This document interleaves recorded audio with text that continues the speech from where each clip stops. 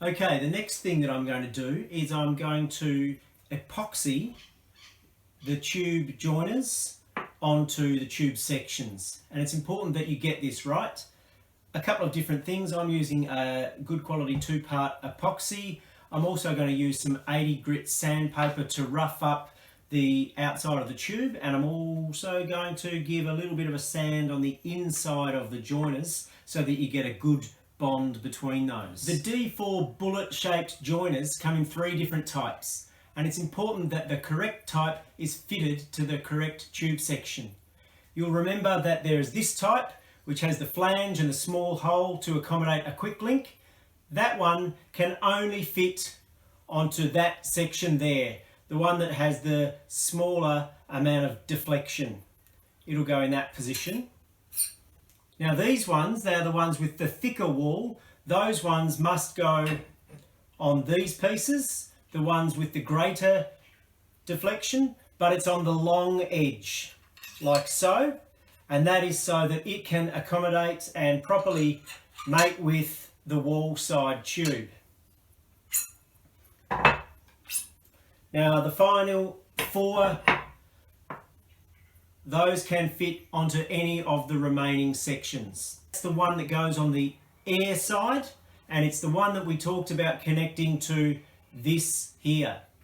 Now it's important to orient it correctly. So with this tube lying flat on the table, I'm going to have this, and it's going to be positioned 90 degrees to the tube orientation, and that's so that the quick link can easily be slotted in there when the frame is in the horizontal position. So once again, I'll mark that with some tape, and I'm going to label that one as well. So I'm going to call that air side 1.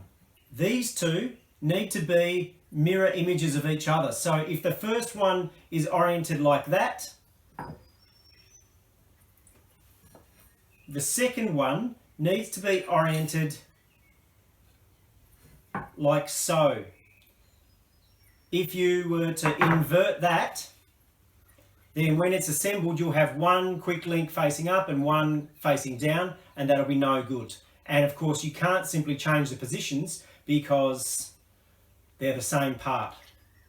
So ensure that you lay it out correctly. And again, you can tape those in position. That one I'll label air side 2. The other useful thing is to label something to point which way is up. So I'm going to call this top, and I'll do the same on this one. And that will just tell me whilst the epoxy is going on that I have it in the correct upright position. You can see here I've got a close-up of the different bullet joiners for the D4 Portaledge. I've got these ones which have a thicker wall, and these ones are used on the reinforced wall side.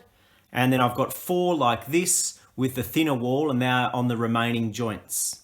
You've got the 4 remaining, and they fit to your 4 remaining ends. They are all of the same type, and there's no need to worry about the orientation. So we'll simply fit those, and in each case put some tape to show the point up to which we need to sand.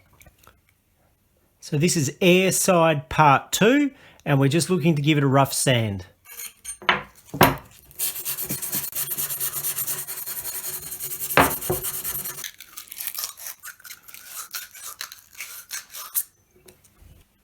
You can see that it's just enough to score the surface so that the epoxy can bind. So here I'm ready to start mixing my epoxy. You'll see that instead of using volume, I'm going to use mass, and I find it's a better way of controlling the quantities. This one is a 5-to-1 mix. Be absolutely sure you understand epoxy resins before making a purchase.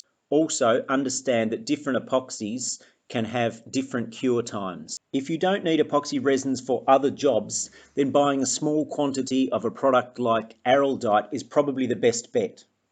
Here I've got my tube sections and the joiners all set up together so that I know they're right. You've got the wall side there, Got another wall side there. You can see I've put TH for thick, so I know it's the right joiner. And on a separate bench, I've got my air side tubes. You can see this one is air side and I've labelled it top. So that tells me that the little flange will be up. And here's the matching one. I've got them set up in such a position that I know it's correct. When measuring small amounts of epoxy, I find it much easier to use mass as opposed to volume to get the quantities correct. The key is to take the time to think each step through rather than rushing, because once the epoxy is mixed, you can't unmix it. Mix the epoxy thoroughly using a clean utensil.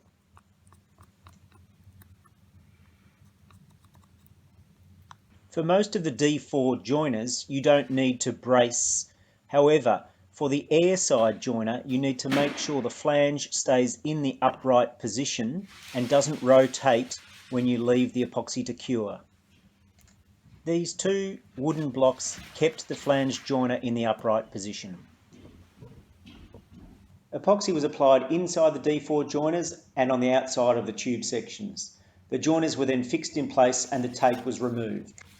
Excess epoxy should be removed before it cures to give the tubes a clean, professional look.